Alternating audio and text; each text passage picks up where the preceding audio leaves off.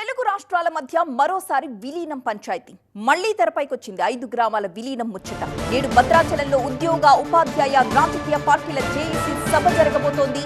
ఏపీలోని 5 గ్రామాలను తెలంగాణలో విలీనం చేయాలి అనేది డిమాండ్. సభకు హాజరు కాబోతున్నారు ఖమ్మం జిల్లా ఎమ్మెల్యేలు, ఎంపీలు. పార్టీలు, సంఘాలకు అతీతంగా ఒక్కటి కాబోతున్నారు నేతలు.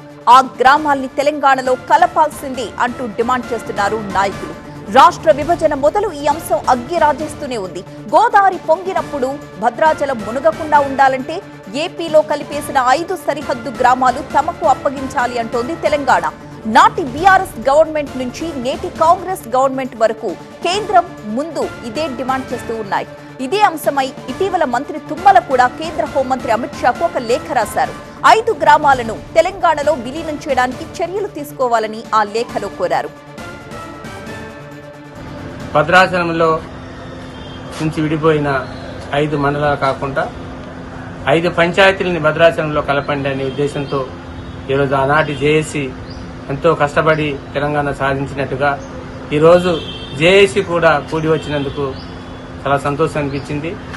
ఈరోజు భద్రాచలం టౌన్, అటు ఆంధ్రలో ఉన్న ప్రజలు, ఇటు తెలంగాణలో ఉన్న భద్రాచలం టౌన్లో ఉన్న ప్రజలు అందరం కలిసి చిన్న భారీ ఎత్తున అటు ముఖ్యమంత్రి గారికి, ఇటు ముఖ్యమంత్రి గారికి మరియు ప్రధానమంత్రి గారి దృష్టి వరకు తీసుకొని వెళ్లాలనే ఉద్దేశంతో, అదేవిధంగా ఈరోజు మన భద్రాచలం అభివృద్ధి చెందాలంటే అటు ఉన్న 5 పంచాయతీలు ఏదైతే ఎటపాక, కన్నాయిగూడెం, ఇసుకలపాడు, గుండాలు, పురుషోత్తపట్నం ఈరోజు 5 పంచాయతీని కలపగలిగితే చాలా బాగుంటుంది అటు ప్రజలకి, ఇటు ప్రజలకి.